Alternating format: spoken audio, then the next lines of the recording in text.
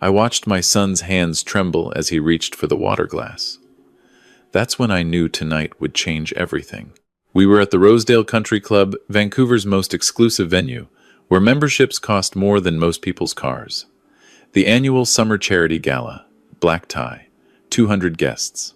Orchestra playing softly in the background. My son David sat beside his wife, Victoria, and I was 3 seats down, close enough to see everything but far enough to be forgettable. That was the point, wasn't it? To be forgettable. The man in the simple, rented tuxedo. The one who arrived alone. The one whose place card read William Chen, guest of David Chen, in that subtle font that screamed +1, not member. Catherine Thornhill held court at the head of our table like a queen surveying her subjects. Victoria's mother, my daughter-in-law's mother, 62 years old, face pulled tight from what I counted as her 3rd facelift, dripping in diamonds that caught every flicker of candlelight. Her husband, Gregory, sat beside her, nodding at appropriate intervals, a man who'd learned long ago that silence was survival. "Darling," Catherine's voice cut through the ambient chatter, sharp as crystal, "you simply must tell everyone about the renovation. Gregory, show them the pictures." Victoria beamed. My daughter-in-law had her mother's taste for attention. "Oh yes, we just redid the master suite. Italian marble, all custom. The contractor said it's the finest work he's done in 20 years. "How lovely," someone murmured. Catherine's smile was a weapon. Of course, we spared no expense for our Victoria, only the best for our daughter. Her eyes slid to David, lingered, moved on. Even if she did marry into more modest circumstances. My son's jaw tightened. I'd seen that look before. The look of a man swallowing words that would poison him if he kept them down too long. I should explain how we got here. Let me take you back 6 months. David met Victoria at a gallery opening in Gastown. She was everything. He wasn't polished, connected, comfortable in rooms where a glass of wine cost $50. He was a freelance photographer, scraping by, passionate about his work but realistic about his income. I'd raised him alone after his mother died when he was 12. Cancer, fast and merciless. For 14 years, it had been just the two of us. I worked as a maintenance supervisor at a downtown office tower. Started at 6 in the morning, finished at 2 in the afternoon. Good benefits, decent pay. Enough to give David a solid childhood, put him through community college, help him start his photography business. What David didn't know, what I'd never told him, was what came before the maintenance job. Before his mother got sick, I was CFO of Brightwater Capital, one of Canada's largest venture capital firms. I'd helped build companies, made investments that turned millions into hundreds of millions. When my wife got her diagnosis, I stepped back. Spent every moment I could with her. After she died, I couldn't go back. The board meetings, the power plays, the endless pursuit of more, it all felt hollow. So I took the maintenance job, kept my shares in Brightwater, stayed on as a silent partner with voting rights, lived modestly, raised my son, found peace in simple work, in being present, in watching David grow into a good man. David knew I'd worked in finance before. That's it. He thought I'd been let go, too old, outdated. I never corrected him. Pride is a strange thing. I was prouder of the man I'd become, the father who showed up, who listened, who was there, than the executive I'd been. Then Victoria entered our lives like a storm in designer heels. The courtship was fast. 3 months from first date to engagement, Catherine made her disapproval clear from the start. But Victoria was headstrong. "I love him, Mother. You'll just have to accept it." I met Catherine twice before the wedding. The first time, she looked me up and down like I was something stuck to her shoe. A maintenance supervisor. How? Practical. The second time, at the rehearsal dinner, she'd had 3 martinis. "At least Victoria's marrying for love," she announced to the room. "Lord knows it's not for money." Laughter rippled through her friends. David's face went red. I put my hand on his shoulder, squeezed gently. "Not worth it, son." But it wore on him. 6 months of marriage, and I watched my son shrink. Victoria would mention their apartment was small compared to what I grew up with. Catherine would drop comments about David's quaint little photography hobby at family dinners. Gregory would write checks for Victoria's shopping sprees while making pointed remarks about supporting one's family.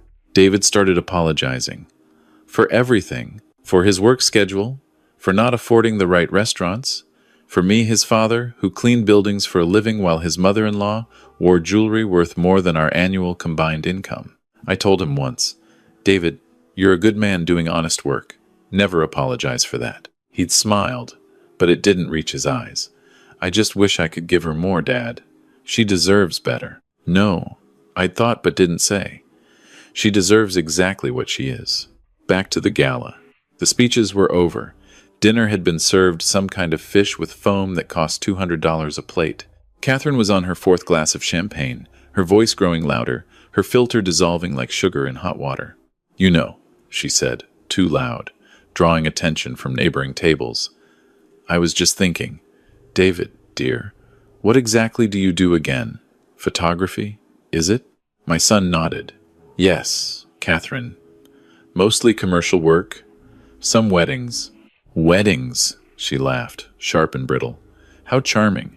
You take pictures of other people's happy days." She leaned forward, her diamonds catching light.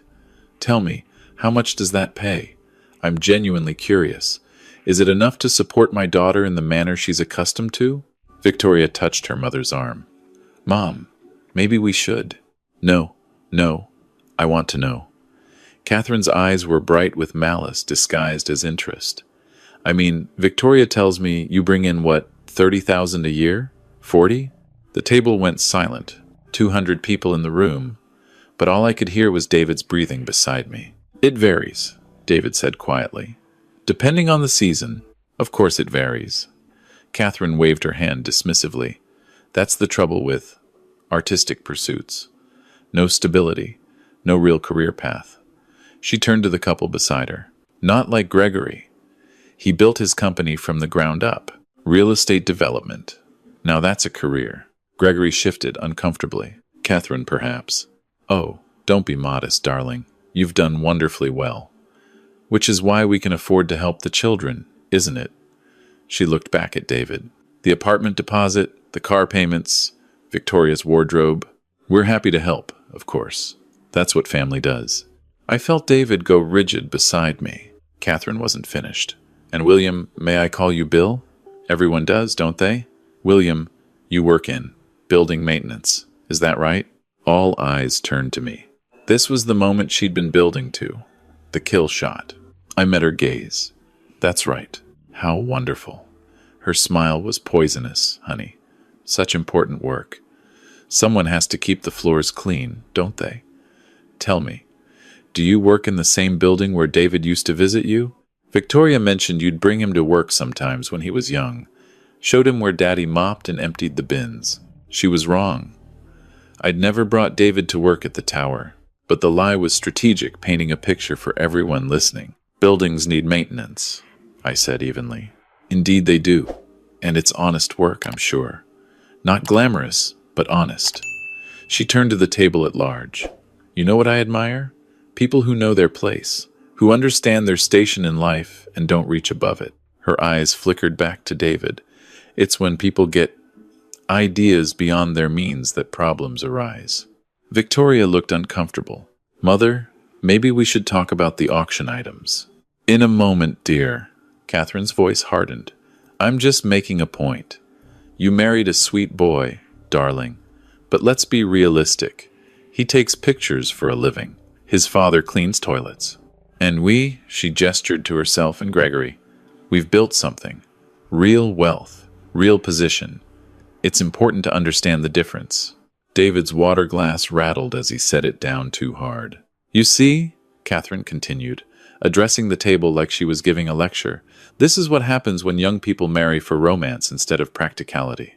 Victoria could have had anyone. Jonathan Pemberton was interested. You all know the Pembertons, the shipping fortune, but no, she chose this." The word hung in the air like smoke.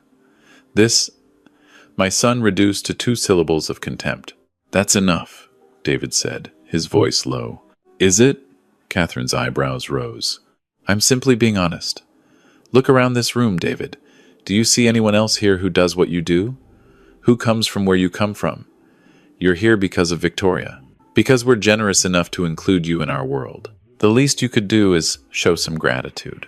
I watched my son's face, watched him try to formulate words, watched the shame and anger war across his features. Victoria looked at her mother, then at David, then down at her plate. She said nothing. You know what the real tragedy is? Catherine picked up her champagne glass. Victoria's wasting her potential. She could be so much more than the wife of a struggling photographer. But she's stuck now, isn't she? Tied to someone who will never be able to give her the life she deserves. Someone whose father, no offense, William empties garbage bins for a living. That's when Gregory finally spoke. Catherine, that's too far. She ignored him, eyes locked on David. I'm just saying what everyone's thinking. Look at you. That tuxedo is rented, isn't it? I can tell. The fit's not quite right. Meanwhile, Gregory spent $4,000 on his. That's the difference. That's what I'm talking about. David pushed his chair back. The screech of wood on marble cut through the music. I need some air, he muttered. Of course you do, Catherine said. Run away. That's what people do when they can't handle the truth. David walked out of the ballroom. Victoria stayed seated, her hand on her mother's arm, whispering something urgent. Catherine laughed. Oh, darling, don't be dramatic. I'm just being honest. Someone has to tell them how things really are. I stood up slowly, felt every eye at the table on me. Catherine looked at me with that same condescending smile. Leaving too, William? I understand. These events can be overwhelming for people not accustomed to. Excuse me, I said quietly. I need to make a phone call. I walked out of the ballroom with the same measured pace I'd used for 14 years of mopping floors and fixing broken elevators. No rush, no drama, just a man stepping away to make a call. The hall outside was marble and gold. Through the tall windows, Vancouver's skyline glittered. I found David on the terrace, hands gripping the railing, shoulders shaking. Dad, his voice broke. I'm so sorry. I'm so sorry she said those things about you. Don't apologize for her, son. But the way she talked about you, about your job, what I do isn't shameful, I said. And what you do isn't either. You're a talented photographer. You work hard. You're kind. You're everything a man should be. He wiped his eyes. Then why does it feel like I'm never enough? Why can't I just give her what she wants? Because what she wants isn't you. I put my hand on his shoulder. That woman in there doesn't see people, David. She sees price tags. And Victoria, I paused. Your wife stayed seated. She didn't defend you. She didn't leave with you. She stayed with her mother. David's face crumpled. I love her, Dad. I know you do. I pulled him into a hug. Felt him shake against my chest like he had when he was 12, and his mother had just died. I know. We stood there for a moment, father and son, while inside 200 people ate expensive food and pretended not to talk about the scene they'd just witnessed. Go home, I said finally. Take tomorrow off. Rest. Think about what you want your life to look like. What about you? I have a phone call to make. I waited until David's Uber pulled away. Then I took out my phone and dialed a number I hadn't called in 6 years. James? It's Bill Chen. I need you to do something for me. James Park had been my protege at Brightwater Capital. I'd mentored him, taught him everything I knew. When I stepped back, I'd recommended him for positions that eventually made him one of the most powerful. He owed me nothing. I'd never asked for anything, but he'd told me once, Bill, if you ever need anything, I'm there. Bill? My God. It's good to hear from you. What's going on? I need information. Gregory Thornhill, real estate developer, Vancouver area. His company is Thornhill Properties. I want to know everything financials, deals in progress, where the money comes from, where it goes. Thornhill? James paused. I know that name. Big player in the condo market. Why? Personal reasons. How fast can you get me details? For you? I'll have a preliminary report by morning. Thank you, James. Bill. He hesitated. Is everything okay? No, I said. But it will be. I hung up and stood in the night air for a long moment. 14 years of maintenance work had taught me patience. How to wait for the right moment to fix what was broken. Some things you could patch temporarily. Others needed to be rebuilt from the foundation up. Tomorrow, I'd start rebuilding. The next morning, James's email arrived at 6 a.m. 47 pages of financial analysis, deal structures, partnership agreements. I read every word while drinking coffee in my small apartment. Gregory Thornhill's empire was impressive on the surface. 3 major condo developments in Vancouver, 2 in Whistler, partnerships with international investors. The Thornhill name on luxury properties across British Columbia. But underneath, the foundation was cracking. His flagship project, Thornhill Towers, a 60-story luxury development in downtown Vancouver, was hemorrhaging money. Construction delays, cost overruns, investor disputes. He'd borrowed heavily to cover shortfalls, using other properties as collateral. And his primary lender was, I smiled when I saw the name Brightwater Capital. More specifically, a fund I still had voting rights in. I made 3 calls that morning. The first was to James, that Thornhill deal. The downtown towers. How much exposure does Brightwater have? About $90 million in the primary loan, plus another $40 in a secondary financing round. Why? What would happen if we called the loan? Silence. Then, Bill, that would destroy him. He can't cover that kind of call. He'd have to liquidate everything. Why would we? Just answer the question. Legally, can we call it? There are provisions. If he's in material breach of the loan covenants, yes. Let me check the agreement. I heard typing. Actually, yes. He missed 2 reporting deadlines. Technically, that's enough to trigger an acceleration clause. But Bill, we've never enforced that. It's standard business. Everyone misses reporting deadlines. Until someone decides to enforce them. You're serious. Dead serious. This is about more than business, isn't it? Yes. Another pause. What did he do? He and his wife humiliated my son. Publicly. Called his work worthless. Called me. I stopped. They called us both inferior. Made it clear we weren't worthy of their family. Jesus, Bill. I'm sorry. Don't be sorry. Just tell me if we call that loan. What happens? Complete collapse. He'd have to sell everything to cover even a fraction of it. His company would be finished. His reputation, well, in this industry, you don't recover from that kind of failure. He'd be ruined. And the investors? The people who bought pre-construction units?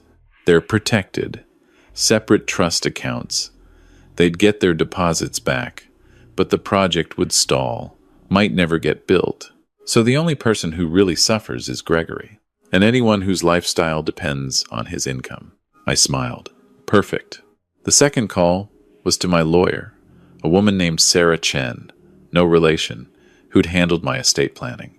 Sarah, I need you to do something unusual. I need you to file paperwork with the Land Title Office.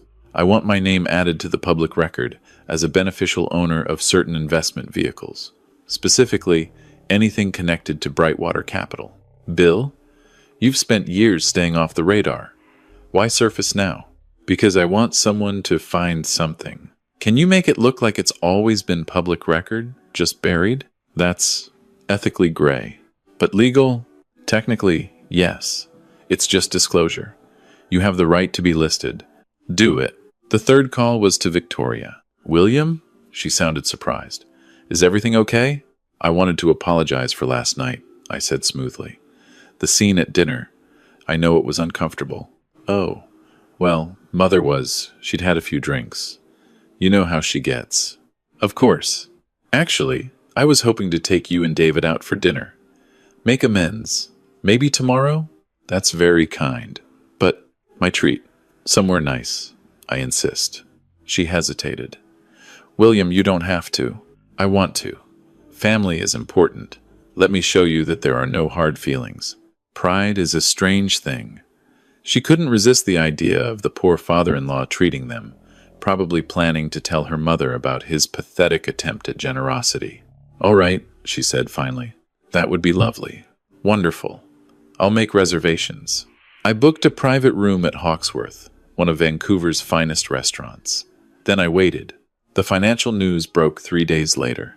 Brightwater Capital calls $130M loan to Thornhill Properties. Read the headline in the business section. The article detailed the sudden acceleration of the loan, Gregory's inability to refinance, the pending foreclosure proceedings. My phone rang within hours.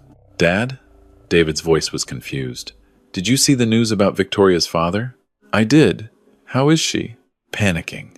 She's at her parents' house right now. Her mother is, well, apparently she's losing it.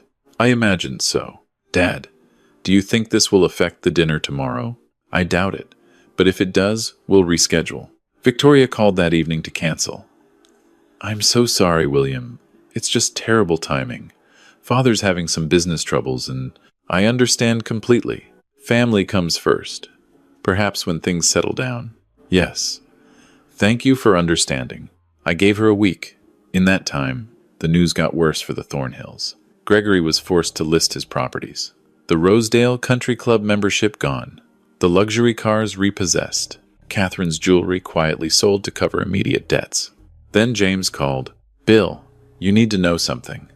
I did deeper digging into Thornhill's finances. There's fraud. Serious fraud. He's been inflating property values, misleading investors about occupancy rates, diverting funds from construction budgets to personal expenses. I've compiled everything and sent it to the appropriate authorities. How serious are we talking? Criminal charges serious. Securities fraud. If convicted, he's looking at 10 to 15 years. I felt a twinge of something. Not quite guilt. More like recognition that this was bigger than I'd intended. James, was the fraud necessary to know about? I mean, would it have come out eventually? Absolutely. The forensic accountants would have found it during the bankruptcy proceedings. I just expedited the timeline. This man was stealing from people, Bill. Retirees who bought pre-construction units. Small investors who trusted him. He deserves what's coming. That helped. This wasn't just revenge. It was justice. The charges were filed 2 weeks later. Gregory Thornhill, arrested for securities fraud and theft over $5,000. The news coverage was extensive. Photos of him being led from his office in handcuffs. Catherine, for once, had no comment for the cameras. David came to my apartment that night. Victoria left me, he said. I poured him a whiskey. Tell me what happened. She said. He laughed bitterly. She said she couldn't be with someone who couldn't support her. That her whole life is falling apart and she needs to focus on her family. Her mother is selling the house. They're moving to a smaller place. Victoria's trust fund, apparently her father set it up with money that's now being seized. She's got nothing, and she thinks you can't help her. Can I, Dad, be honest? I make $35,000 a year. I can't save her from this. Is that what you want to do? Save her? He looked at me. I wanted to love her, but she never loved me, did she? Not really. I was just, I don't know, a rebellion, a phase. Probably. The divorce papers came today. She wants it done fast. Doesn't want anything from me, she literally said. It's not like you have anything worth taking. I put my hand on his shoulder. I'm sorry, son. Don't be. He took a long drink. Honestly, I feel relieved. Is that terrible? No, it's honest. We sat in silence for a while. Dad, David said eventually, can I ask you something? Anything. This timing. Her father's company collapsing right after that dinner. That's quite a coincidence. I looked at my son, saw his mother's intelligence in his eyes. Yes, I said. It is. Did you? He stopped, started again. Who are you, Dad? I mean, I know you're my father. I know you work maintenance. But sometimes I feel like there's something I'm missing. This was the moment. 14 years of carefully constructed humility about to crumble. Do you remember when your mother got sick? I asked. Of course. I made a choice then. I chose to be present. To be there for her, for you. That meant walking away from my career. In finance. Yeah, you told me. You were let go. No. I took a breath. I was CFO of Brightwater Capital. I helped build it from a $20 million fund to a $2 billion operation. When I left, I retained my shares. Significant shares. I'm still a partner, David. A silent partner, but a partner. He stared at me. What? The maintenance job was therapeutic. After your mother died, I needed work that felt real, physical, simple. I needed to be present for you, not chasing the next deal. But I never gave up my voting rights. I never sold my stake. How much he stopped himself. Never mind. That's not the point. The point is, you let me think we were poor. We lived modestly. That was my choice. And the Thornhills. Gregory Thornhill's primary lender is Brightwater Capital. I made a call. One call. We accelerated his loan. Legal, within our rights, but devastating to him. The fraud that came to light afterward that was real. He did that himself. I just expedited its discovery. David stood up, paced to the window, came back. You destroyed him. Yes. Because of what Catherine said. Because of what she said. Because of how she made you feel. Because Victoria stayed seated while her mother humiliated you. I stood to face him. Because they made you apologize for being exactly who you should be, a good man doing honest work. Dad, He laughed suddenly, a sound caught between disbelief and something else. This is insane. Probably. Lee, you've been secretly rich this whole time? Secretly comfortable? I live simply because I prefer it. But yes, I have resources. Significant resources. And you used those resources to ruin my father-in-law because he was mean to us at a dinner party. When you put it like that, it sounds completely justified. David sat back down. They treated us like garbage, Dad, like we were beneath them. And all that time, you could have... He stopped. Why didn't you tell them? Why didn't you tell me? Because I wanted you to know your own worth, independent of money. I wanted you to build your life based on what matters: character, integrity, work ethic. If you'd known I had wealth, would you have worked as hard? Would you have developed your photography skills? Or would you have coasted? I don't know, he admitted. And the Thornhills, if they'd known who I really was, they would have treated you differently. Not because they respected you more, but because they saw dollar signs. Catherine would have been calculating inheritance. Gregory would have been pitching investment opportunities. You would never have seen their true faces. David was quiet for a long moment. Her true face, Victoria's. Yes, I married someone who valued me for all the wrong reasons and devalued me for the right ones. You married someone who didn't value you at all. He nodded slowly. What happens now? To Gregory, I mean. He'll stand trial. If convicted, and he will be. The evidence is overwhelming. He's looking at significant prison time. The house, the cars, the lifestyle, all gone. Catherine will have to adjust to a very different reality. Good. David's voice was hard. Is that wrong? To feel good about it? No. It's human. They hurt you. Hurt us. There are consequences to treating people as less than. They're learning that now. And Victoria? She'll rebuild. Find another man, probably. Someone with money this time, since that's clearly what matters to her. David picked up his whiskey glass, swirled it.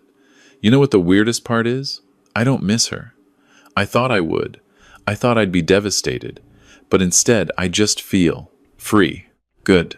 But Dad, he looked at me seriously. This can't happen again. You can't go around destroying people who are rude to us. I don't plan to make a habit of it. I'm serious. What you did, it's huge. It's like something out of a movie. And yeah, maybe they deserved it, but it's not a sustainable approach to conflict resolution? Exactly. I smiled. Noted. He stayed the night, sleeping in his old room. In the morning, over coffee, he asked the question I'd been expecting. How much money are we talking about? Your stake in Brightwater? Current valuation? My shares are worth approximately $240 million. He choked on his coffee. Million? Plus various other investments. Real estate. Bonds. A few angel investments that paid off well. So we're comfortable. Very comfortable. And you work as a maintenance supervisor. I like the work. It's honest. It's real. And it keeps me humble. David laughed. Humble. Dad, you just took down a real estate empire because a woman insulted us. Well, nobody's perfect. We both laughed then. Real laughs. The kind that release tension and fear and confusion. What do I do now? David asked finally. I mean, do I keep doing photography?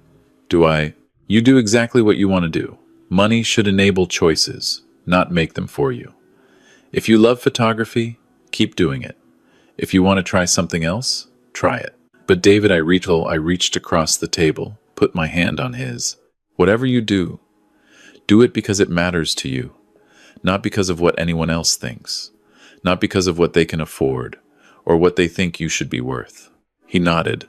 Can I ask one more thing? Of course. Why now? Why tell me now? Because you're 32 years old. Because you're going through a divorce. Because you're questioning your worth and your choices, and I needed you to understand you are enough. You have always been enough. And it has nothing to do with money and everything to do with who you are. His eyes got wet. Thanks, Dad. You're welcome, son. 3 months later, the trial concluded. Gregory Thornhill was convicted on 17 counts of fraud, sentenced to 12 years in federal prison. Catherine's testimony during the trial was illuminating. She threw him under the bus at every opportunity, trying to paint herself as a victim of his deception. The judge wasn't impressed. Victoria's divorce from David was finalized. She moved to Toronto, where apparently she'd found work at a marketing firm. David heard through mutual friends that she was dating someone new, a lawyer, wealthy family. Good for her, David said when he told me.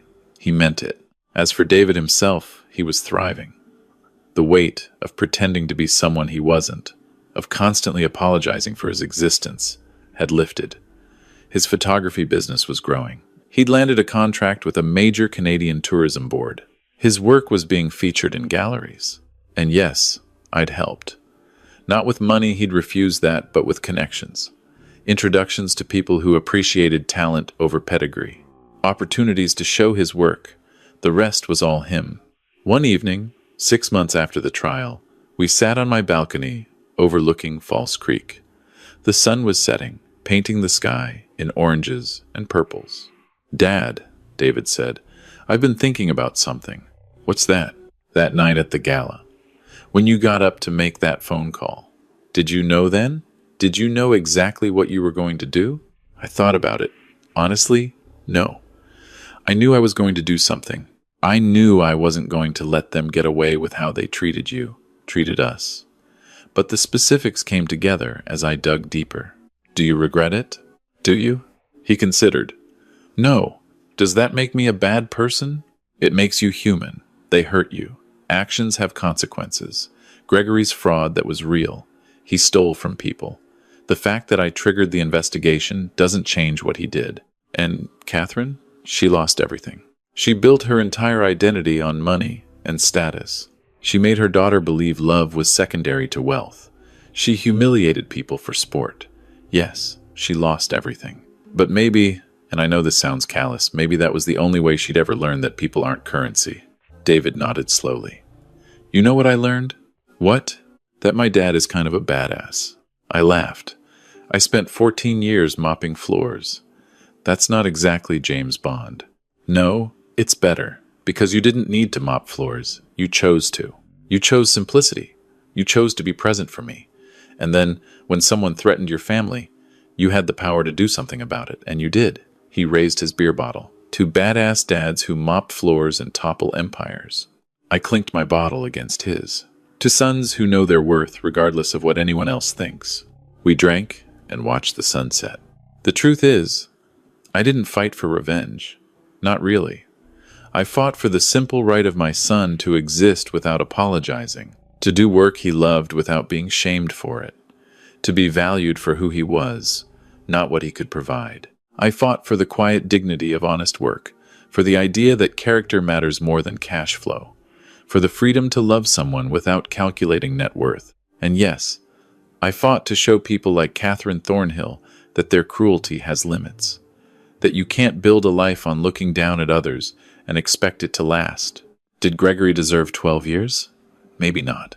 But he deserved consequences.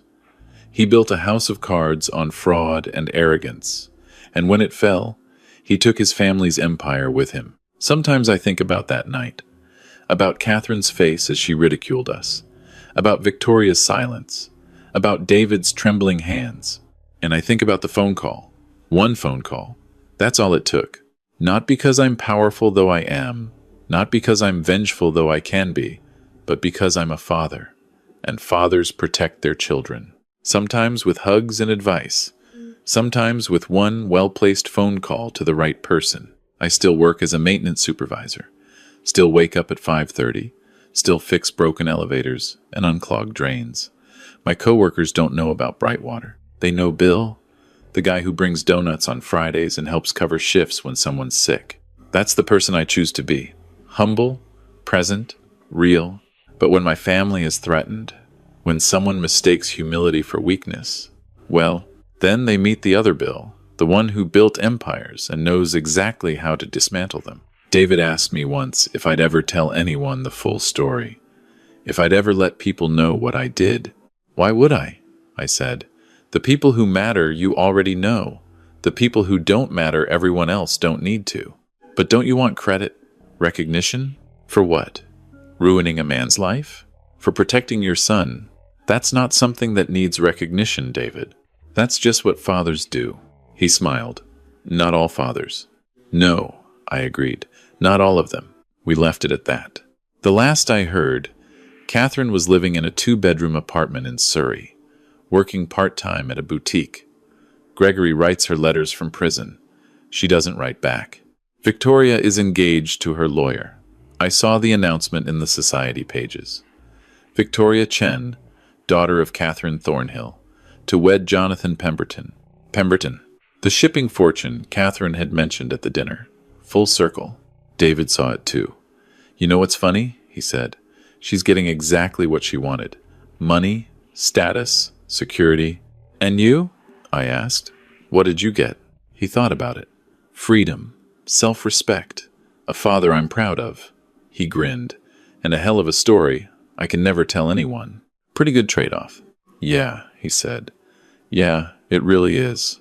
Sometimes, late at night, I think about what I did, the magnitude of it. One man's empire, destroyed. One family's lifestyle, obliterated. All because they made the mistake of thinking humble meant weak. Do I feel guilty? Sometimes. In the quiet moments, when I'm alone with my thoughts, I wonder if I went too far, if there was a better way. But then I remember David's face that night, the shame in his eyes, the way he apologized for existing, and I remember Catherine's voice. People like you should know your place. No, I don't feel guilty. I feel like I did exactly what needed to be done. My son knows his worth now. He knows he doesn't need to apologize for honest work or humble beginnings. He knows that character matters more than capital, and that the measure of a man isn't in his bank account. That's the lesson Catherine Thornhill tried to teach him, though not the one she intended. And it's a lesson she learned herself, the hard way. I still mop floors, still fix elevators, still live in my modest apartment with its view of the water. But when I see my son now confident, successful, genuinely happy, I know I did the right thing. One phone call. That's all it took to remind the world that you don't measure a man by what he does for a living. You measure him by what he does for the people he loves.